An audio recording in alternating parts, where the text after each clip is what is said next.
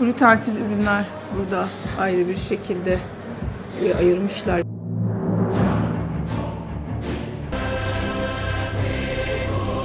Kar Köprüsü üstündeki Aziz John heykelindeyiz. En altta elinde kırbacıyla Sol tarafta da astronomik saat kulesi var. Glutensiz alkol seçenekleri de var. O kadar gerçekçi ki bazı turistler onu gerçekten intihar etmeye çalışan biri sanıp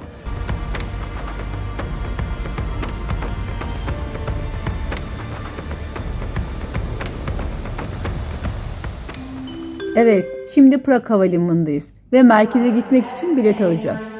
Hemen kioska geliyoruz. Çıktıktan sonra direkt karşımızda makineler var. İngilizceyi seçiyoruz. Buy tickets. 90 dakikalık alacağım. İki tane alıyorum.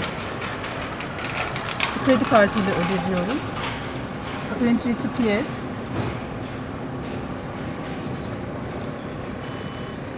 Temas kartla okuttum. Evet, biletimiz yazılıyor. Yani burada önemli nokta bizim bunları okutmamız lazım. Geçerli olması için. Şimdi bunları okutmak için makineye gidiyoruz. bak orada makineler gel. Evet, otobüs duraklarında da bu biletleri onaylatmamız gerekiyor. Bakın hemen onları da bulduk. Şimdi onları onaylatacağız ve 59 numaraya bineceğiz. Furkan acele. Sen de şunu oradan onaylat istiyorsan. Tamam gel. Bakın burada tarih bilgisi vermişler. Bu olmazsa eğer çok büyük cezası var.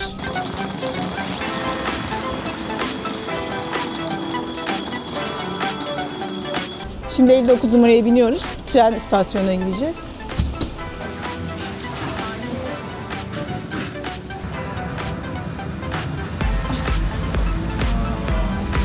Evet, şimdi son durakta Nadri Veleslavin durağında ineceğiz. Oradan metroya gideceğiz. Evet, 59'da bindik. Son durakta Nadri Veleslavin'de indik. Şimdi metroya gidiyoruz. Bakın hemen indiğimiz gibi göster Furkan. Metro istasyonuna giriş.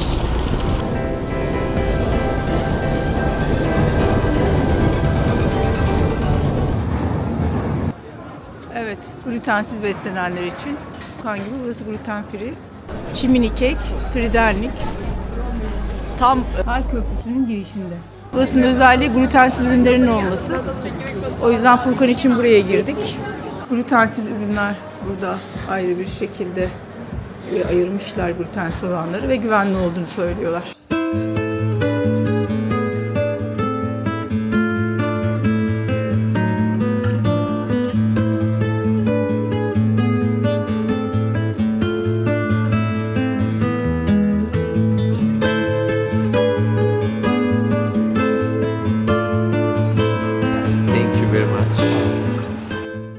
Evet, geldik Prag'ın en ikonik noktalarından birine. Burası Kar Köprüsü'nün Eskişehir tarafındaki girişi. Eskişehir Köprü Kulesi. 14. yüzyılda inşa edilen bu kule aslında Balık Kulesi'nde de ilham kaynağı olmuş. Dikkatli bakarsanız üzerindeki taş işçiliği ve heykellerle adeta bir sanat eserini andırıyor.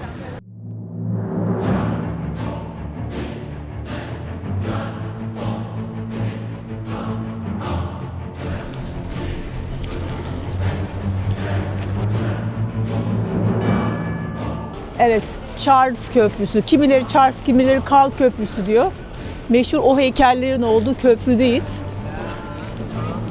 Gördüğünüz gibi büyüleyici. Şimdi şu meşhur heykeli bulup dileğimizi dileyelim.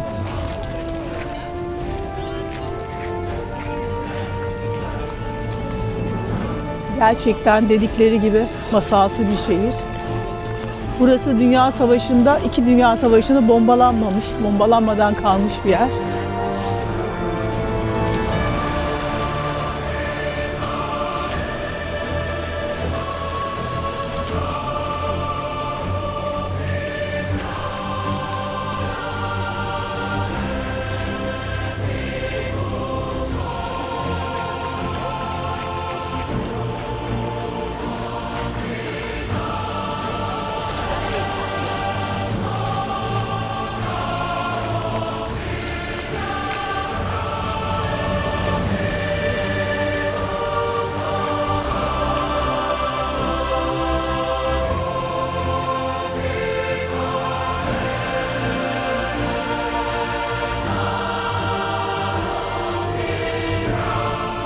Evet, Kar Köprüsü üstündeki Aziz John heykelindeyiz.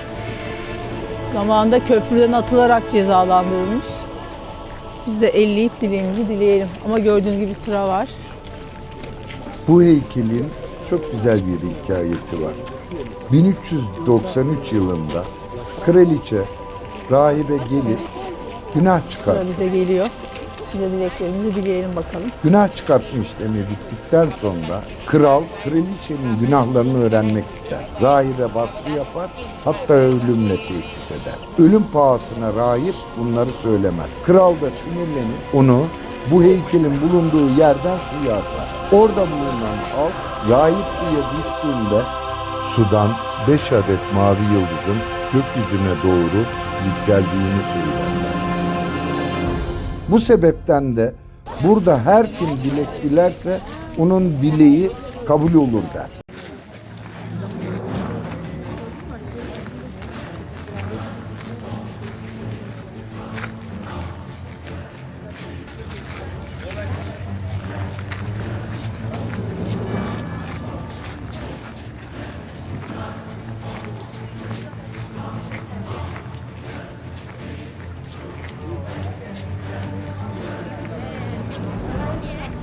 Buradaki heykel Avrupa'daki Osmanlı korkusunu simgelemek için yapılmıştır. En altta elinde kırbacıyla zindan bekleyen bir Yeniçeri, parmaklıklar ardında ise esir düşmüş Hristiyanlar ve üstte de onları kurtarmaya gelen azizler simgelenir.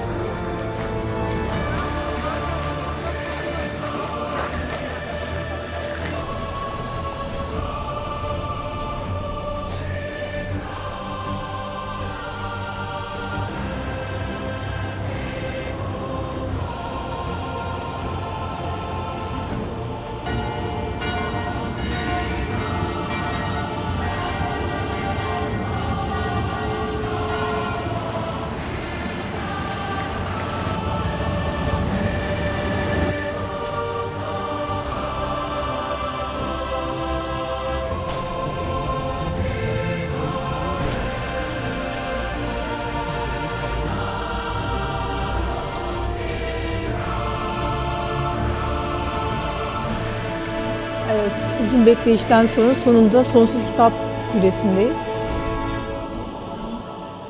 Mateş Kren tarafından eski kitaplarla yapılan bu enstalasyon, içindeki aynalarla bilginin sonsuzluğunu simgeler.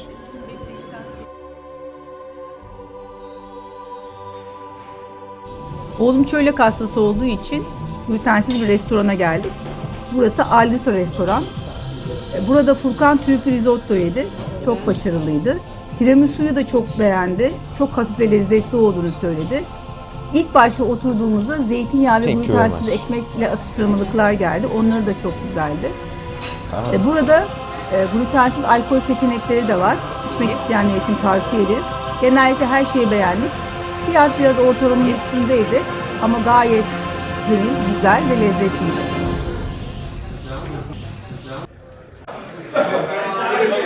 Evet, lokali çok duymuştum. O yüzden buraya gelmek istedim.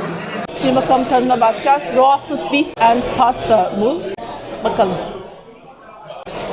Nasıl anladılar bilmiyorum ama deminki yemeği beğenmediğimi bir garson anladı. Gelip bize yanaşıp isterseniz ücretsiz yemeğinizi değiştirebiliriz dediler. Ben de tavuk şinitzelle değiştirdim. Gayet de güzel görünüyor. Sosu biraz ağır geldi. Ben pek makarna da sevmediğim için bakalım bu nasılmış. Bunu test edeceğiz beraber. Evet, sizinki tadıyorum.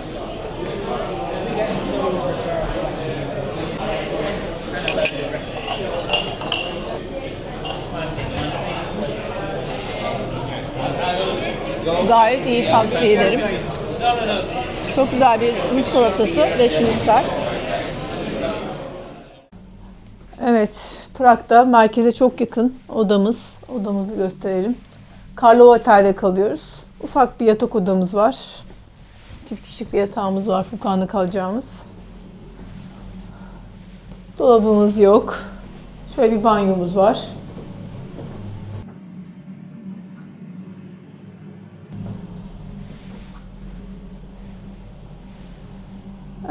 tarafta da raflar var. Odamız bu kadar. Evet, Prag'dayız. Prag Old Town'dayız. Sesimden dolayı özür dilerim. Hala çok hastayım. Evet, şimdi Old Town'dayız. Astronomik Saat Kulesi'ne doğru yürüyoruz. Burada Furkan Meydanı güzelliğini göstersin. Çok güzel restoranlar var. Önümüzde Tin Kilisesi var. Oradaki kulelerin dikkat ederseniz büyüklükleri farklı. Evet, sol tarafta da Astronomik Saat Kulesi var. Her saat başı biliyorsunuz burada ufak bir gösteri oluyor. Şu yukarıdaki saatin üstündeki camlardan küçük figürler çıkıyor. Bak şuradan. Ve insanlar bunu resmetmek için, kayda almak için buradalar. Bu Astronomik Saat Kulesi 1410 yılında yapılmış. Güneşi, saatle beraber güneşi, ayı ve yıldızları da gösteriyor. Ve rivayet oldu ki bu saati yapan kişinin gözlerine mil çekilmiş, başka bir yerde yapmasın diye. Uzun yıllar çalışmamış bu saat ama şu an en eski saatlerden bir tanesi. Muazzam güzel. 9 dakika sonra bu gösteri bize beraber izleyeceğiz. Bakın insanlar telefonlarını alıp kayda başlamışlar bile. Biz şimdi Tin Kilisesi'ne doğru gidelim. Tekrar döneriz. Evet, hemen karşıda da Tin Kilisesi var. Evet, arkamda da gördüğünüz gibi Tin Kilisesi var. Muhteşem, çok güzel bir mimarisi var. Fark ederseniz kulelerin genişlikleri birbirinden farklı. Bu da insanların kusurlu olduğunu gösteriyor. Öyle söylüyorlar. Meydana bakın, çok güzel. Birinci ve İkinci Dünya Savaşları'nda burası hiç bombalanmamış. Buraya kıyamamışlar denildiği üzere. Çünkü gerçekten tarihi dokusu çok güzel. Hangisini yetiştireceğiz bilmiyorum.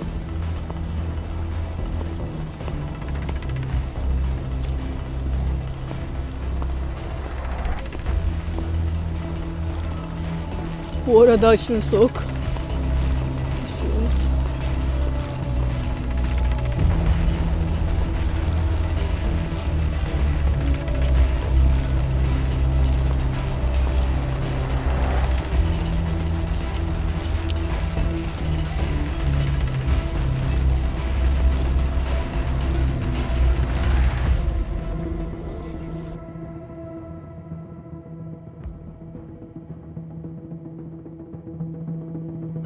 Evet, şimdi Astronomi Saat Kulesi'nde biraz sonra gösteri başlayacak. Şu kalabalığı göster Furkan. Bakar mısın? Alt tarafında 2 tane heykel çıkacak ama biz de gideceğiz şimdi. Şimdi çekeceğiz bakalım gösteriyi. Evet, şu kötü. Şu bak kapılar var ya, bak mavi. Tam üstünde saatin, gördün mü? 1 dakika var.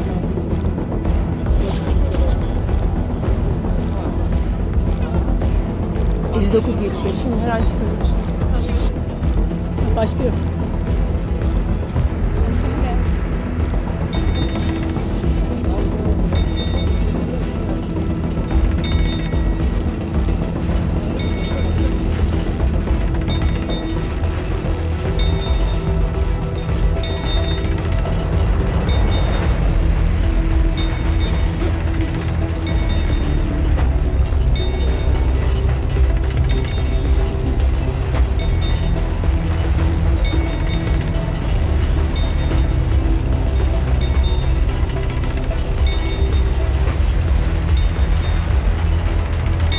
Yok ya, vazgeçtim, çok güzelmiş gerçekten.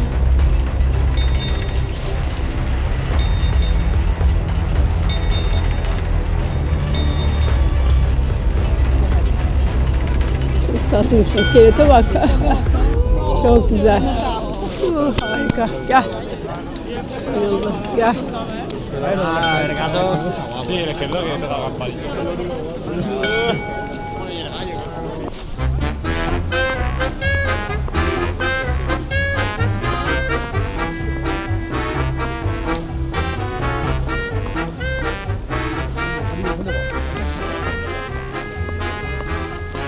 Mimari çok hoş ya, değil mi? Baksana şu bina ne mesela acaba? Çok güzel. Bu evi araştırdım. Bu ev Bruno Minuti'ymiş. Yani dakikadaki ev deniyor. Bu arada burada Frans Kafka çocukluğunu geçirmiş. Şimdi nereye gidiyoruz? Şimdi bir asıl Freud'a gidiyoruz bakalım. Lütfen sokakları da göstersin çünkü her köşesi ayrı bir güzel gerçekten.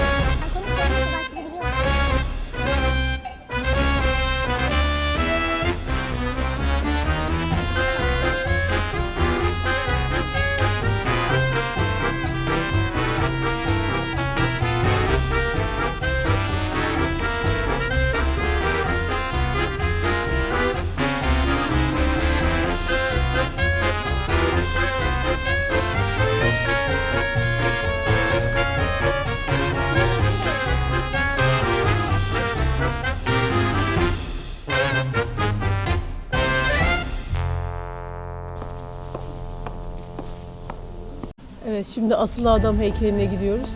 Sigmund Freud'un heykeli yapılmış. Prag sokaklarında yürürken sakın sadece önünüze bakmayın. Çünkü her an bu manzarayla karşılaşabilirsiniz. Bu dünyaca ünlü heykeltıraş David Cheney tarafından yapılan ve İngilizce adıyla Man Hanging Out, yani asıl adam olarak bilinen ikonik heykel. Heykel, psikanalizin babası Sigmund Freud'u temsil ediyor ve entelektüellerin modern dünyadaki belirsiz duruşunu simgeliyor. Hatta o kadar gerçekçi ki bazı turistler onu gerçekten intihar etmeye çalışan biri sanıp polisi bile aramışlar. Prag'ın bu gizli hazinesini görmek için Husovo City'de uğramayı unutmayın. Daha fazla ilginç bilgi için takipte kalın.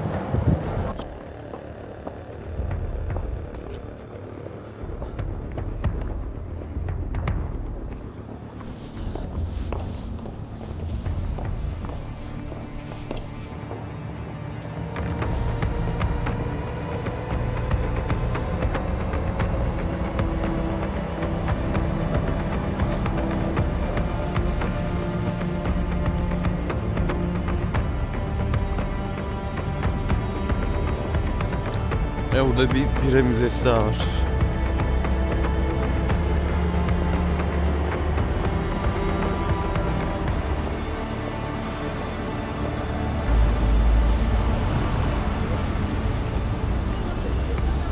Aa bak, Charles Köprüsü orası. Şimdi geçelim karşıya.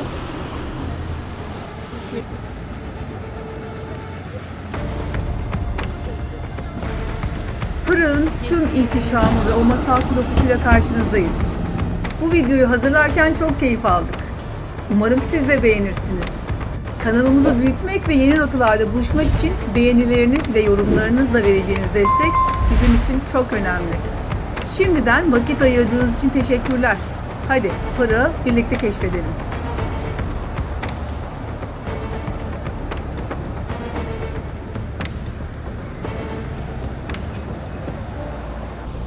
Evet, Charles Bridge'e doğru yürüyeceğiz şimdi. Yani Karl Köprüsü.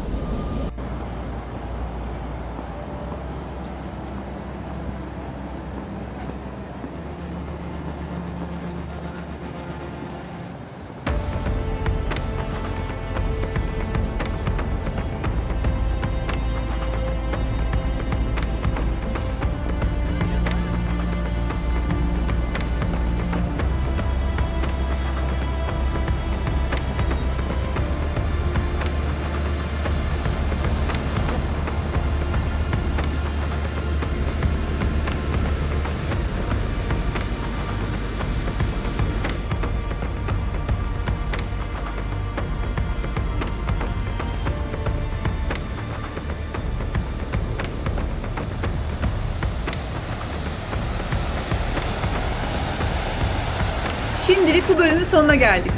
Ama Prag heyecanı tam gaz devam ediyor. şehrin diğer yüzünü ve en özel anılarımızı paylaştığımız 2. bölümümüzde kanalımızda sizi bekliyor. Sakın kaçırmayın. Hemen o videoya geçip keşfe devam edelim. Desteğiniz ve ilginiz için tekrar çok teşekkürler. 2. bölümde buluşalım.